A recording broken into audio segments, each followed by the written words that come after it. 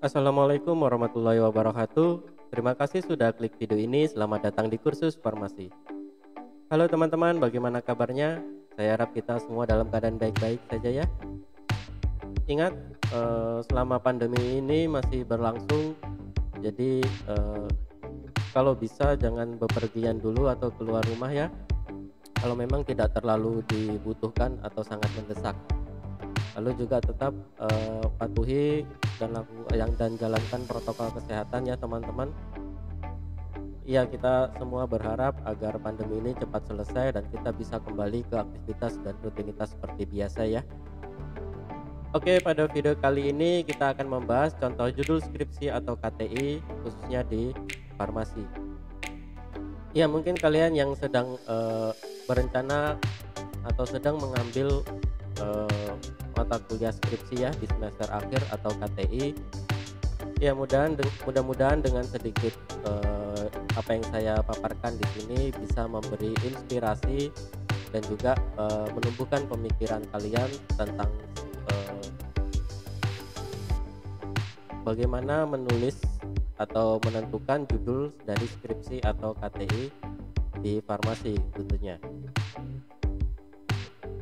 Ya, mudah-mudahan nanti bisa lanjut kepada penulisan proposalnya dan bisa menghasilkan naskah skripsi atau KTI yang bermutu tentunya, dan nanti bisa menjadi syarat untuk kalian lulus dalam perkuliahan farmasi S1 maupun D3 ya teman-teman. Ya, lalu skripsi di farmasi itu apakah sulit atau tidak? Lalu minat atau bidang apa yang bisa kita ambil untuk sebagai skripsi atau KTI farmasi kita? Maka dari itu tonton terus video ini sampai selesai agar kita bisa mengetahui dan bisa mendapatkan sedikit gambaran gitu ya. Sebelum kita mulai pembahasannya, jangan lupa support terus channel ini ya dengan cara klik tombol subscribe-nya dan juga like video ini kalau kalian suka dan share ke teman-teman kalian kalau dirasa video ini bisa bermanfaat dan berguna bagi kita semua. Oke, tidak berlama-lama lagi ya karena kelihatannya kalian sudah sangat antusias atau mungkin cuma perasaan saya saja ya. Oke, mari langsung kita ke pembahasannya.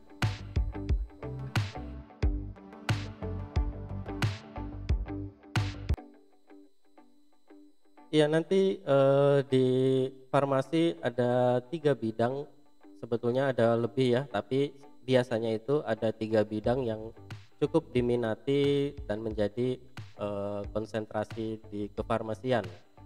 Yang pertama ada teknologi formulasi sediaan farmasi yang nanti hubungannya sama kefarmasian industri ya teman-teman. Ya, lalu yang kedua nanti ada farmasi klinis, dan yang ketiga ada bidang minat farmasi komunitas. Tapi biasanya yang klinis sama komunitas digabung jadi satu ya. Nah, nanti di kefarmasian klinis juga masih banyak lagi yang kita bisa jabarkan. Nah, nanti saya sedikit memberi penjelasan ya di sini. Dan juga selain itu mungkin ada yang minat ke bidang ke kimia farmasi ya, atau mungkin nanti ada di analisis farmasi. Ya, yang pertama kita bahas yaitu tentang teknologi formulasi sediaan farmasi. Contoh judul skripsi yang kalian bisa gunakan mungkin sebagai acuan ya, atau mungkin kalian bisa kembangkan lagi dari judul-judul yang saya paparkan di sini. Yang pertama ada contohnya formulasi nanoemulsi semprot natrium diklofenak menggunakan surfaktan Twin 80 dan kombinasi etanol 95% dan PEG 400 sebagai kosurfaktan. Ya, kalau ini kita membuat emulsi lalu nanti kita perkecil lagi ya dengan penambahan kosurfaktan. Ya, nanti selain ini kalian bisa menggunakan jenis kosurfaktan yang lainnya ya tentunya, dan juga nanti kalian bisa ukurannya ya sampai mungkin mikro ataupun sampai nano. Nah, setelah itu nanti kalian masukkan ke dalam wadah semprot, nanti coba disemprotkan gitu ya. Nah nanti kalau hasilnya bagus, ukurannya nano, tentunya disemprot lebih mudah gitu kan ya. Jadi emulsi dalam bentuk nano, penggunaannya tidak diminum atau mungkin seperti emul gel yang harus digunakan secara topikal di kulit, tapi ini langsung disemprot ke kulit gitu ya. Lalu ada formulasi dan evaluasi granul effervescent ekstrak etanol daun jambu biji. Ya mungkin nanti kalian bisa menggunakan ekstrak yang lainnya atau metode ekstraksi yang lainnya gitu ya teman-teman. Lalu juga kalian bisa nanti melakukan trial terhadap formula granul effervescentnya gitu ya. Lalu contohnya lagi ada formulasi gel ekstraktor mulawak sebagai antiseptik terhadap bakteri Staphylococcus aureus. Nah kalau seperti ini berarti kalian membuat sediaan gel yang zat aktifnya kalian ekstraksi dari bahan alam. Nah lalu nanti kalian uji aktivitasnya terhadap bakteri. Lalu ada formulasi dan evaluasi sediaan spray gel tabir surya fraksi etil asetat daun cempedak gitu ya. Ya kalau ini kalian membuat sediaan gel yang bisa dispraykan gitu ya, sama seperti yang nomor 1 tadi. Nah nanti zat aktifnya kalian ambil dari bahan alam ya. Kalau di sini malah sudah setelah diekstraksi dilakukan fraksinasi, tentunya nanti hasilnya jauh lebih bagus ya. Lalu ada formulasi pasta gigi daun binahong dengan pemanis alami ekstrak daun stevia. Ya kalau yang seperti ini nanti kalian mungkin bisa mencoba membuat formula daun pasta giginya ya. Nanti bisa ambil zat aktifnya dari bahan alam ya, lain ini gitu ya. Mungkin nanti bisa ditambahkan pemanis alami juga yang lain.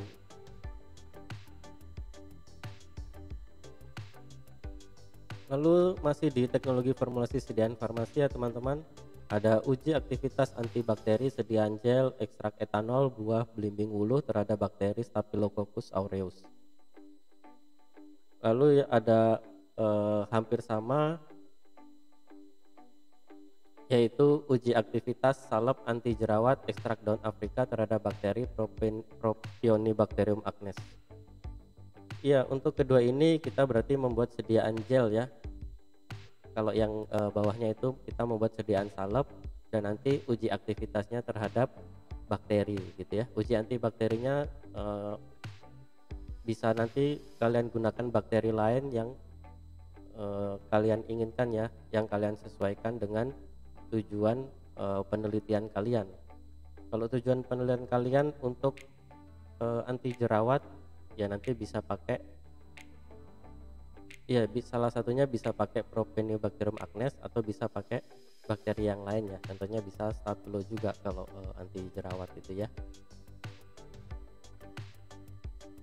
Ya lalu ada contoh skripsi yaitu pengaruh CMCNA terhadap mutu fisik sediaan hidrogel dengan bahan aktif buah tomat sebagai antioksidan dengan metode DPPH. Ya kalau ini nanti formulasi ya, formulasi dari hidrogel yang aktifnya bahan aktifnya nanti dari ekstraksi bahan alam ya. Lalu nanti untuk pengujiannya kita menggunakan uji aktivitas antioksidan ya. Biasanya yang paling mudah dan paling umum itu menggunakan metode DPPH ya. Ya DPPH itu sejenis bahan radikal sintetis gitu ya, yang nanti kalian bisa gunakan sebagai pengujian antioksidan. Ya ini kalau seperti ini biasanya nanti kita membuat 3 sediaan ya, 3 formula maksudnya. Satu sediaan yaitu sediaan hidrogel, kita buat 3 formula, lalu nanti kita beri perbandingan. Kalau di sini pengaruh CMCNA berarti nanti CMCNA banyaknya atau proporsi CMC-NA dalam formula itu yang kita buat berbeda ya. Kalau 3 formula berarti iya komposisi atau proporsi CMC-NA yang berbeda sebanyak 3 gitu ya teman-teman. Mungkin formula 1 2%, formula 2 4%, formula 3 6% gitu ya. Lalu selanjutnya ada formulasi dan evaluasi mutu fisik FDT ekstrak daun mahkota dewa. Ya, ini kalau seperti ini juga sama ya. Formulasi membuat tablet fast disintegrating atau tablet cepat hancur ya teman-teman. Ya, kalau ini masih formulasi berarti minimal kita buat 3 formula ya. Kita buat 3 formula, mungkin nanti kita bisa bedakan kalau dia tidak mengarah kepada uji aktivitasnya berarti mengarah kepada evaluasi mutu fisiknya ya. Nanti kita bisa berikan perbandingan komposisi antara bahan penghancurnya mungkin ya, atau pengikatnya, pengisinya dan lain-lain. Ya, lalu selain minat di farmasi industri atau teknologi formulasi sediaan farmasi tadi, nanti kalian juga bisa mengambil minat di bidang farmasi klinis ya. Oh ya, kalau biasanya digabung ya antara klinis dan komunitas ya. Tetapi sebetulnya agak berbeda kalau kalian mau mengambil skripsi ya. Kalau skripsi kefarmasian tentang farmasi klinis itu lebih kepada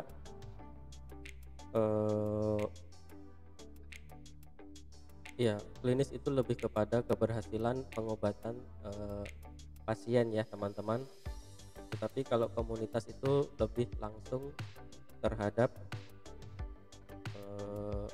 sampel atau si pasien yang kita gunakan sebagai sampel itu ya, tetapi tidak melalui pengujian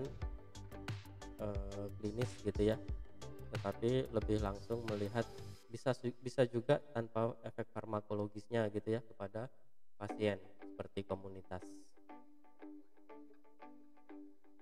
Ya,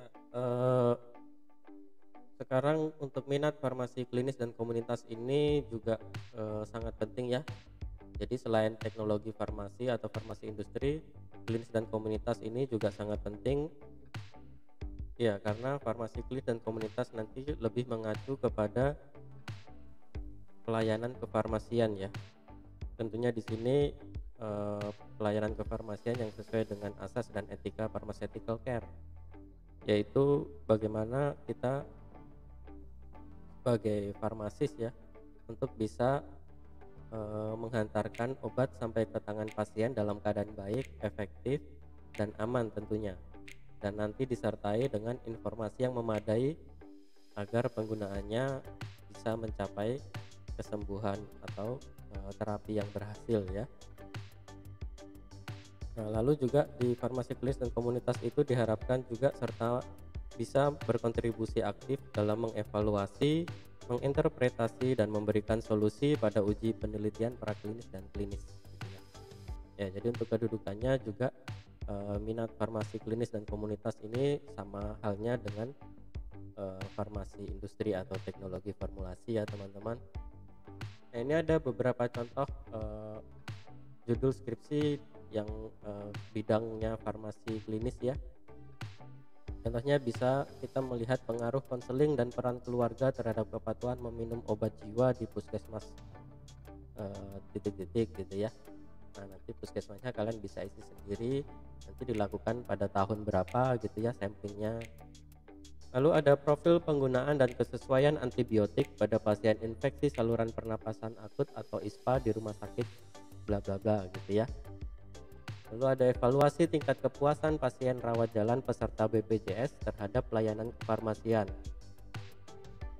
Ya, tentunya nanti di rumah sakit mana pada tahun berapa gitu ya teman-teman. Lalu ada contohnya pengaruh kontak personel dan physical support terhadap kepuasan pasien rawat jalan pada unit layanan farmasi UPT puskesmas apa tahun berapa gitu ya. Lalu ada evaluasi pemberian informasi obat dan pengaruhnya terhadap kepuasan pasien pada unit layanan farmasi. Ya, nanti kalian bisa ambil di unit pelayanan farmasi yang kalian inginkan ya. Lalu juga evaluasi pengelolaan obat di gudang instalasi farmasi rumah sakit bla bla bla tahun berapa gitu ya. Dan ada juga judul seperti profil pengobatan pasien hipertensi dan kesesuaian dengan pedoman terapi di puskesmas atau di rumah sakit titik-titik gitu ya. Ya, nanti kalian bisa mungkin profil pengobatan pasien hipertensi atau untuk penyakit lainnya gitu ya teman-teman.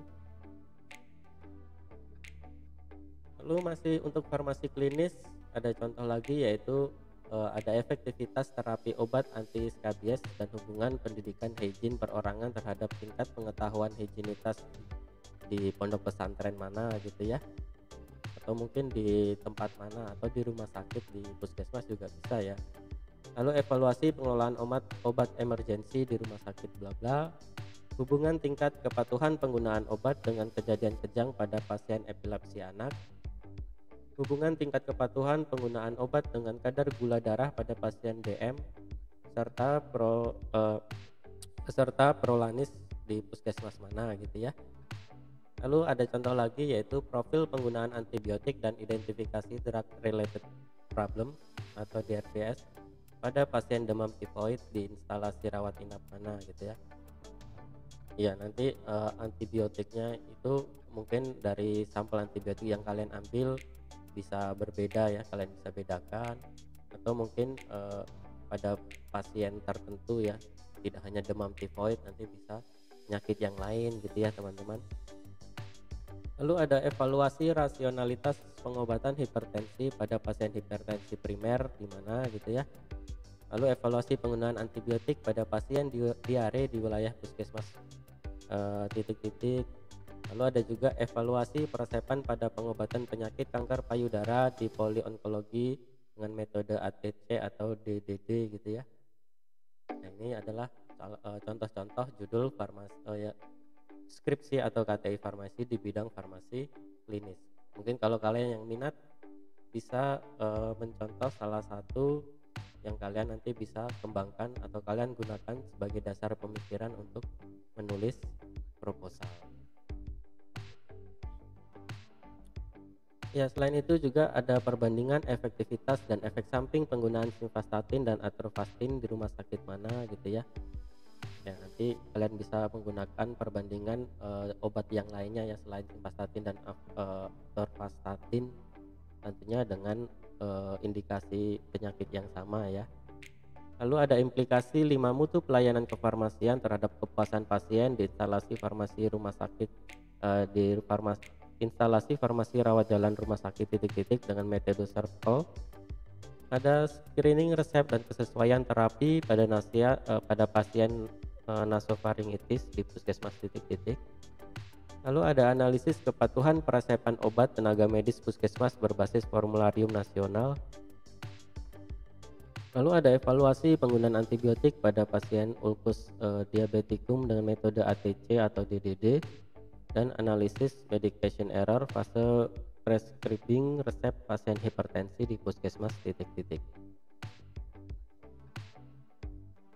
Lalu selanjutnya ini adalah beberapa contoh judul skripsi atau KTI yang minat atau tema farmasi komunitas.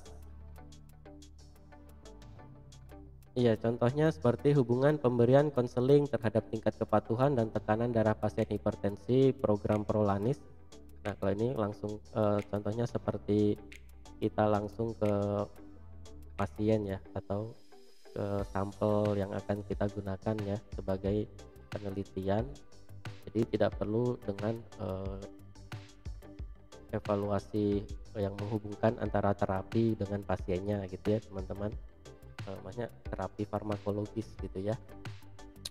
Lalu ada gambaran tingkat kepuasan pasien dengan kualitas pelayanan obat swamedikasi di apotek titik-titik. Nah, ini juga saya rasa cukup mudah ya, farmasi skripsi judul seperti ini ya teman-teman, dan juga sangat umum ya.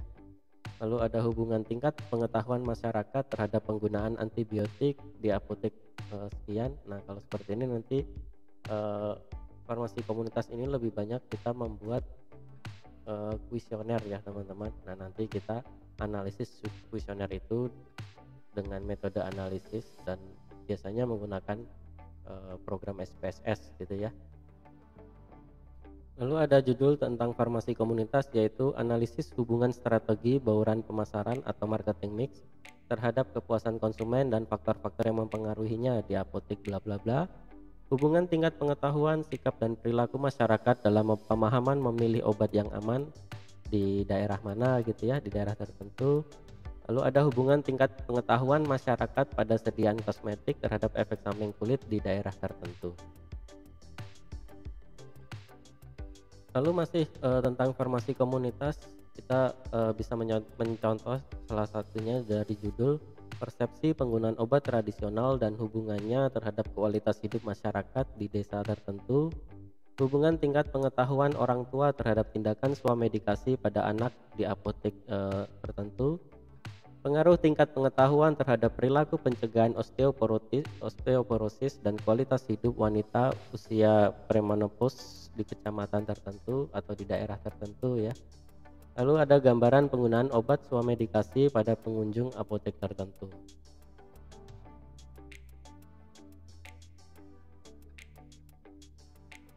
Nah itu tadi adalah beberapa contoh judul skripsi atau KTI di farmasi komunitas.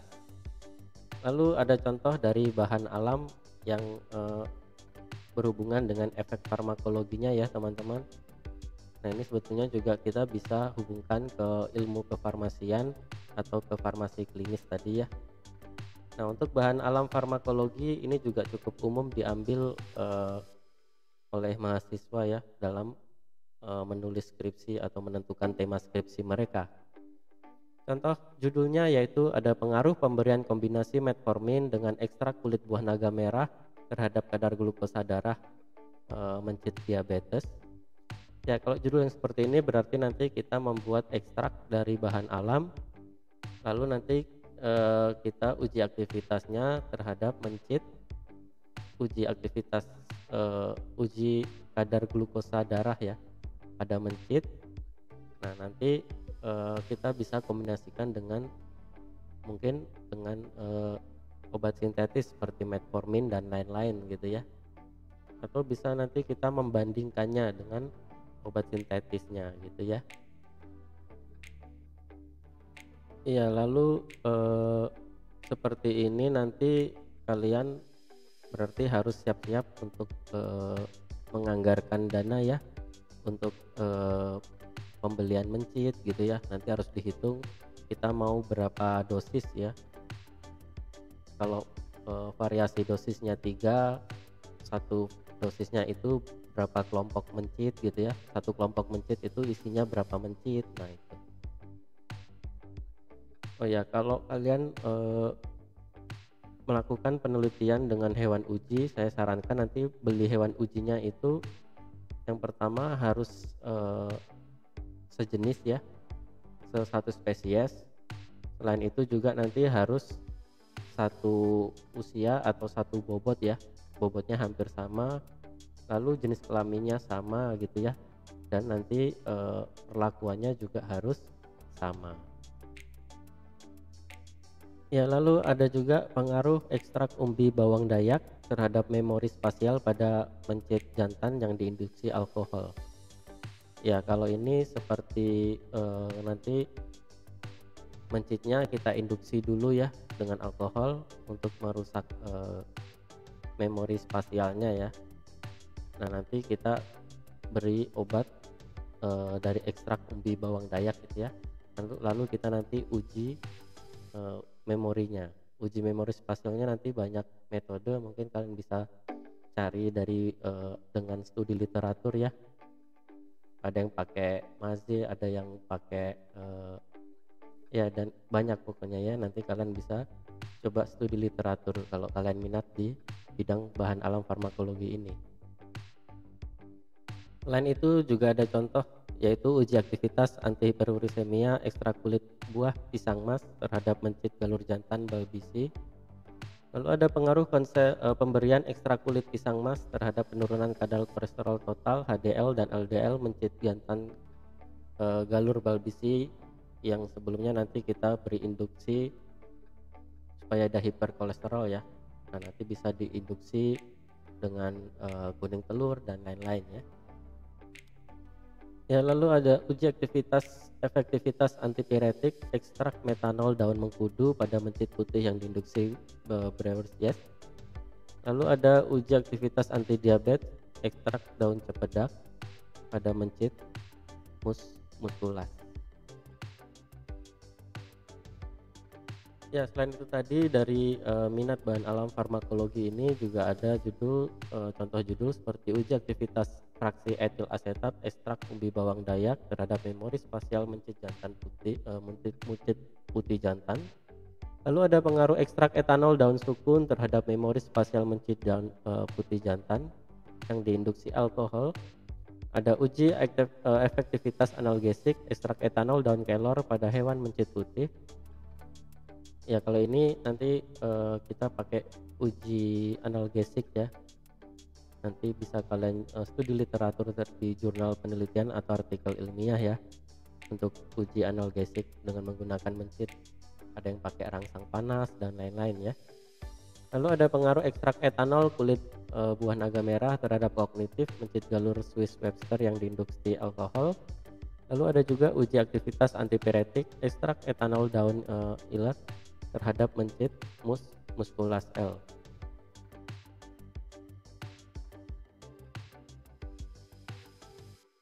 Ya, lalu ada contoh judul yang lain yaitu ada uji aktivitas antipiretik ekstrak daun dadap serap dengan pelarut metanol terhadap mencit putih.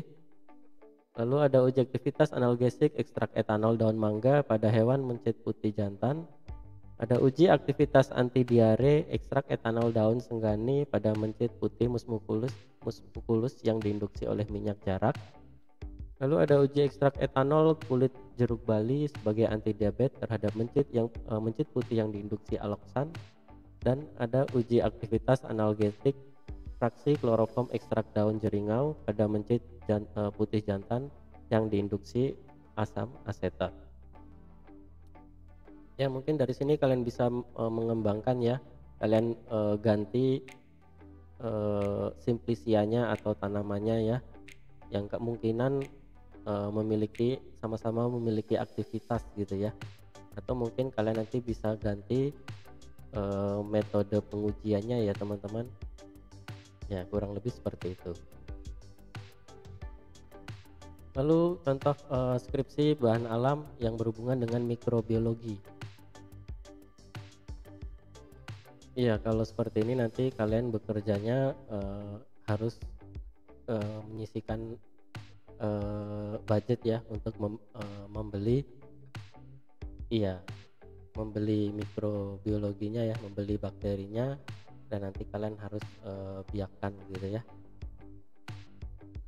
Ya, nanti pastikan laboratorium atau tempat kalian penelitian nanti ada inkubatornya ya. Nah, contohnya seperti uji aktivitas antibakteri fraksi daun cempedak pada bakteri Propionibacterium acnes.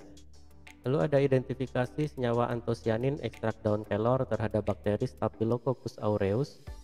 Lalu ada juga contohnya judul uji aktivitas kombinasi dari ekstrak etanol daun serunai dan umbi bawang dayak terhadap Propionibacterium acnes sebagai anti akne. Ya, kalau ini nanti kalian mungkin bisa mencari simplisia yang lain tetapi memiliki aktivitas yang sama sebagai antibakteri ya. Atau mungkin kalian bisa modifikasi bakterinya dan juga metode pengujian bakterinya ya. Kan ada metode KLT ya, angka lempeng total ALT maksudnya. Ada sumuran, ada semir dan lain-lain ya.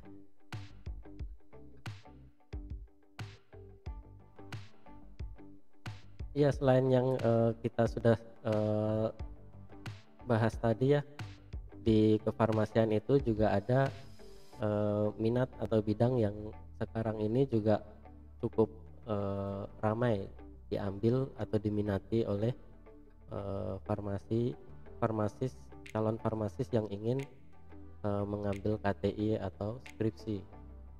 Contoh di minat bidang analisis farmasi yaitu identifikasi timbal pada kosmetik pensil alis yang beredar di daerah tertentu dengan menggunakan metode spektrofotometri serapan atom atau SSA. Lalu ada identifikasi timbal pada kosmetik bedak tabur yang beredar di daerah tertentu dengan menggunakan metode spektrofotometri serapan atom.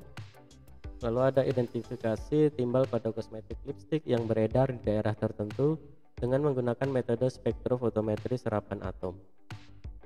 Ya, kalau kalian mengambil judul seperti ini, tentunya nanti kalian harus pastikan laboratorium tempat kalian penelitian harus memiliki alat spektrofotometri serapan atom ya, SSA atau AAS ya. Iya, selain itu nanti harus dipastikan juga di tempat kalian penelitian itu alat SSA-nya itu atau AAS-nya itu memiliki sumber cahaya yang sesuai dengan apa yang kalian identifikasi. Kalau kalian identifikasi timbal, berarti harus ada sumber cahaya dari atom timbal gitu ya teman-teman. Lalu ada identifikasi dan penetapan kadar hidroquinon dalam krim pemutih wajah dengan metode kromatografi cair kinerja tinggi. Ya, kalau ini nanti kita bekerja dengan KCKT ya. Jadi nanti harus banyak studi literatur tentang fase diam dan fase gerak ya. Fase gerak dan fase diam yang kalian akan gunakan untuk KCKT-nya. Lalu ada uji kadar merkuri dan timbal pada sediaan krim malam dengan metode spektrofotometri serapan atom, dan ada analisis kandungan merkuri pada krim pemutih wajah yang beredar di wilayah tertentu. Nah, untuk analisis farmasi ini, kalau kalian ingin mengambil sampel dari produk yang ada di pasaran, nanti jangan lupa kalian tuliskan atau cantumkan di naskah skripsi itu diganti dengan inisial ya, dengan terlalu vulgar gitu ya. Ya, mungkin sampel X, Y, dan Z gitu ya, jangan disebutkan. Saya sarankan tidak disebutkan nama produknya atau produsennya ya teman-teman. Iya, sebetulnya masih banyak lagi ya contoh judul skripsi. Nanti kalian bisa lebih kembangkan lagi dan juga lebih aktif mencari lagi ya di internet. Banyak sekali jurnal penelitian atau mungkin artikel ilmiah ya.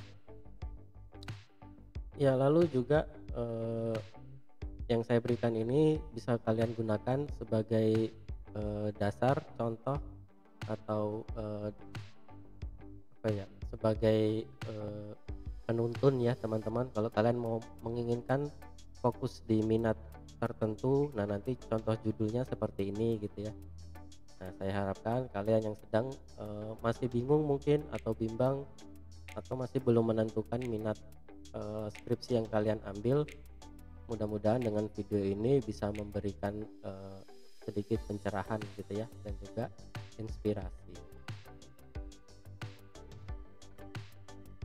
Iya, tentunya masih banyak lagi juga yang minat kefarmasian yang belum saya sebutkan di sini ya.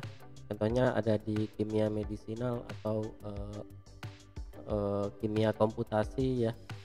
Itu banyak sekali, farmasi komputasi, doping molekul dan lain-lain ya. Lalu ada sintesis, itu juga ada ya. Kalau nanti kalian bisa coba studi literatur sendiri ya teman-teman. Oke, terima kasih sudah mengikuti video ini sampai selesai ya. Jangan lupa yang belum subscribe, support dulu ya dengan cara tombol subscribe-nya, lalu ditekan juga tombol like-nya kalau kalian suka, dan share ke teman-teman kalian kalau dirasa video ini bisa bermanfaat bagi kita semua. Oke, terima kasih, semoga bermanfaat. Sampai ketemu di video selanjutnya. Assalamualaikum warahmatullahi wabarakatuh.